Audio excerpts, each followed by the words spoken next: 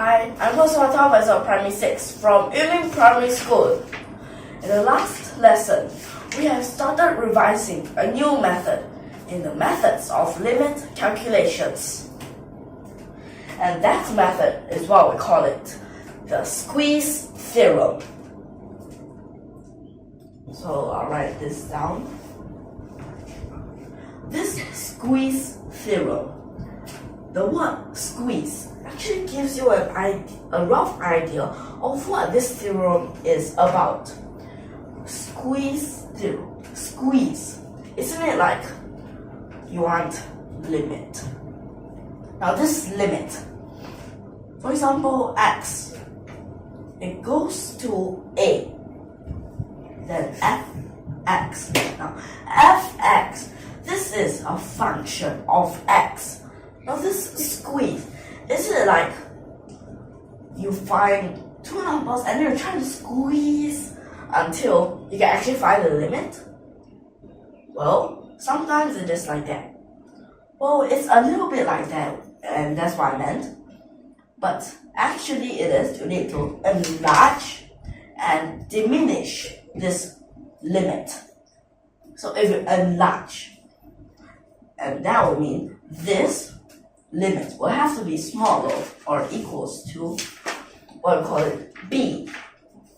And this would have to be greater or equals to a. Now, a, it means the diminished form.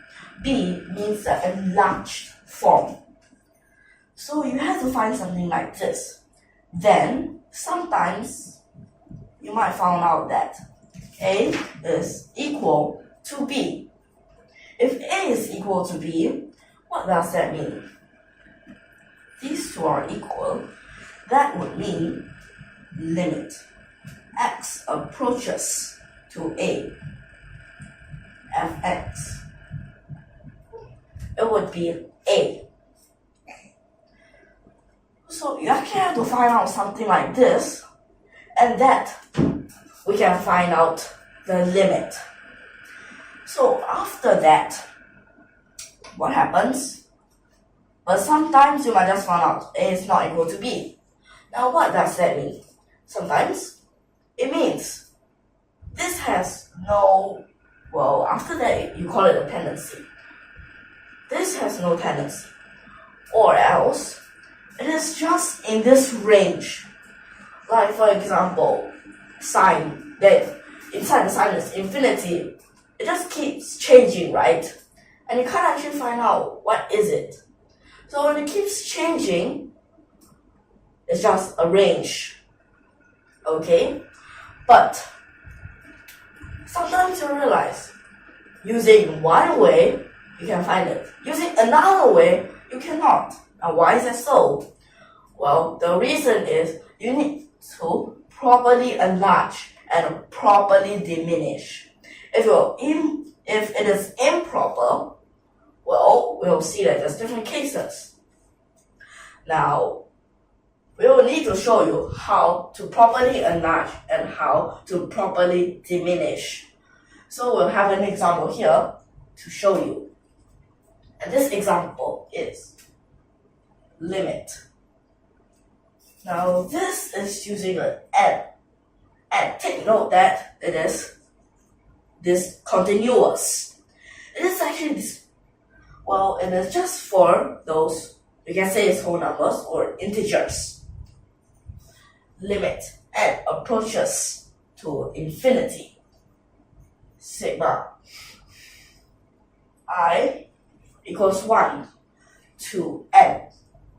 So written here, then it's 1 over square root n squared plus I.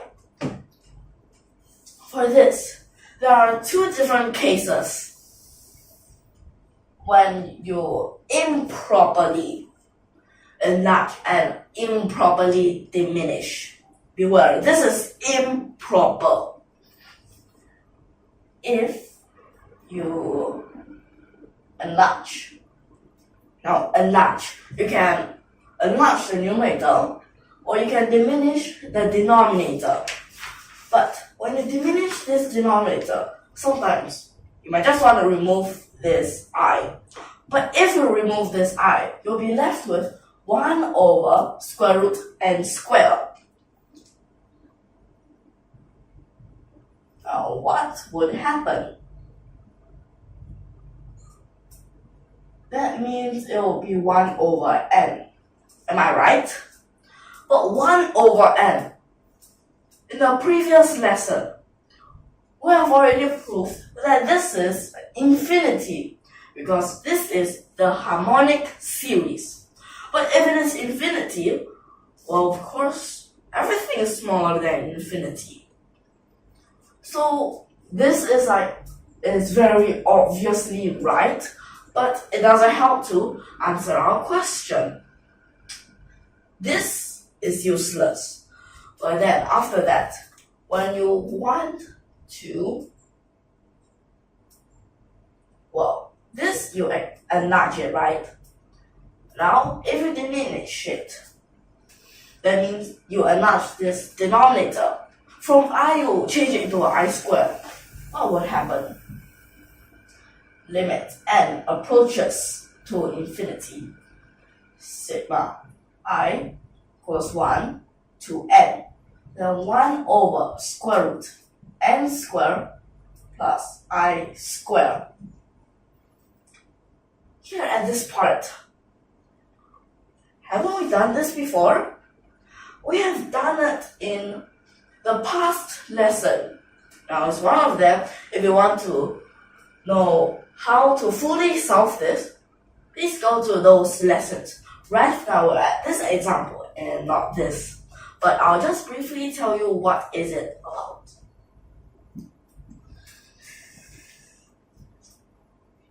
So the front part stays the same. The limit and the sigma. So from here, you realize n squared and square root is actually power of 1. Then you have 1 over n, then you times. Now, you took out a n, right? Well, to be exact, it's an n squared inside a square root. So that's why it's an n. So inside this square root, now it changes into 1 plus I squared over n squared. If you just write it like that, its meaning is not clear. So you'll have to write into bracket. Okay, let me just write this bigger so that you can see it clearly. 1 over square root 1 plus bracket I over n squared. Okay, it becomes like this. Next, use the method. Change from limits calculation into definite integral. So from that is I over n, 1 and n, 0 to 1, like this. And then after that, 1 over n becomes dx. Then 1 over square root 1 plus bracket I over n bracket square, change into 1 over square root 1 plus x squared. Okay, this part, let me write it clear.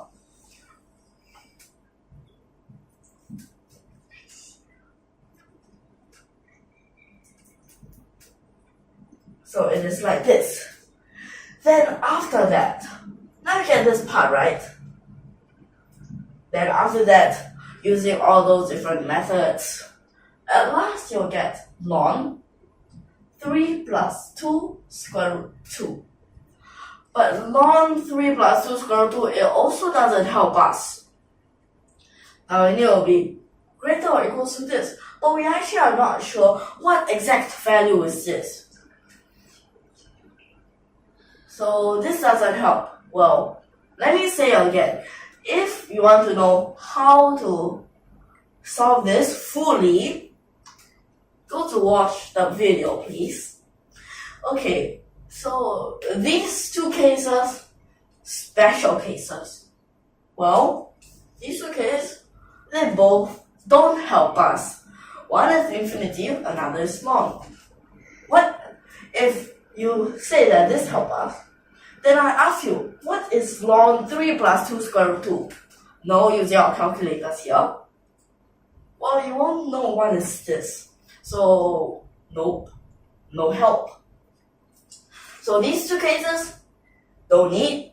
So, just take a quick look and erase.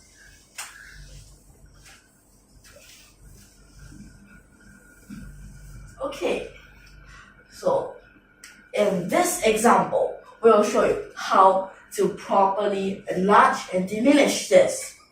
But first of all, because you don't want to keep writing this, right, it wastes a lot of time, am I right? So when you waste a lot of time, you can just let this s be equal, okay? So when you let the s be equal to this, then it will be simpler because you just need to write s, no, maybe smaller or equals first. And in front here is because of all these. That means you need to enlarge this. Now, enlarge. I've said two of them. These two, enlarge the numerator, diminish the denominator, is another one. Both at once.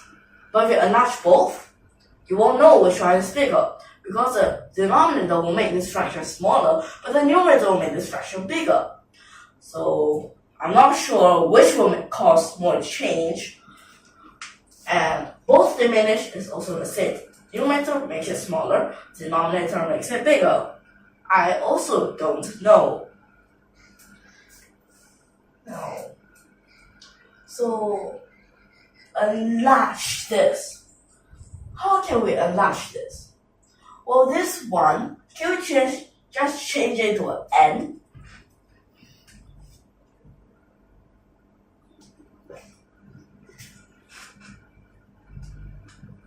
If we change the 1 into an n, then over, would this help? Well, doesn't seem like much. So maybe because we just change it a little bit. So you need to experiment with these changes. So what if we change this part into a 1? So you're making this denominator smaller, right? That means you'll make this fraction bigger, right? Now let's try with this. So sometimes you need to do a little bit more of so-called experimenting. It's just like trying to change them, right? So limit n approaches to infinity. Then you have to add n of this because add from 1 to n. But here you don't have an I. So just add n times of this. So n over square root n squared plus 1. Now what kind of method have we learned before? The method. Is it changing from infinity calculation into infinitesimal calculation? Well, yes, that's what we have learned before. You have to apply what you have learned before in order to solve these, okay? Okay, so n divided by n is a 1. Then here, divide by n. n go into square root, it becomes n squared. So square root 1 plus 1 over n squared. And at last, sub this in. 1 over n squared is a 0. Square root 1 is still a 1, so it's a 1 over 1. So it's still 1. We have found its maximum. Then how about the other way around? So we have to diminish this. Now, how should you diminish this? Change the denominator bigger. Well, that's the way. So limit n approaches to infinity. Then sigma I equals 1 to n. then you can just change this I into an N so that you can say it's the biggest here. But if you change it into like 3, that actually doesn't help. 3, well, its denominator is bigger than some of them. But to infinity, well, this causes a little bit of problem. So best is like this. Okay? So this would be limit. Okay, still the same thing. But here's a change. You have to add n of this. Well, if you want to know how to actually find this, well, it's very simple. N minus 1 plus 1. Or just this minus 1 then plus n, finish. So n over square root n squared plus n. Is it right? And so this part, apply the same thing, 1 over square root 1 plus 1 over n. But this is still a 1. Now you found out these two are equal. And what does that mean? It means, so here you write so, limit. Well, because in the original question you don't have an s, so you cannot write s as your answer.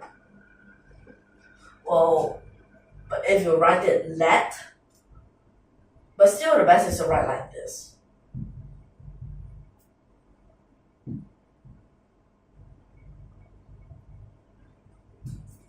This would be a 1.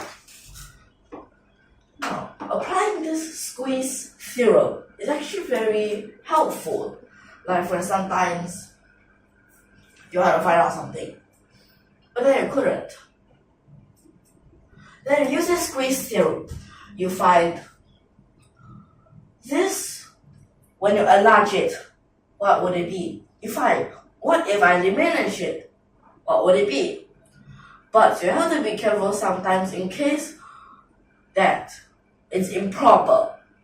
If it is improper, then you have different weird types of cases, like what I have said before. Okay? In this squeeze theorem, always beware that this is limit, a function. And if A is not equal to B, either there's a problem or it's just that range. Okay, so now you get this squeeze theorem in this lesson. Okay, well, there are many other types of examples. Like for example, in the previous lesson, what we have said about is that kind of series. Now, it's very interesting that it actually adds up until infinity, although it might look like as if it's getting smaller and smaller, but it keeps carrying. Okay, so for this lesson, I think we can end here. But let me just tell you again, sometimes when you enlarge, just change the denominator to a smaller denominator. When you diminish, change the denominator to a larger denominator. Or enlarge, change the numerator larger. Diminish, change the numerator smaller. Okay? So I think this lesson we can end here. So we'll see you in the next lesson. And if you like our videos, don't forget to subscribe to our channel. So, see you in the next lesson and thank you for your watching.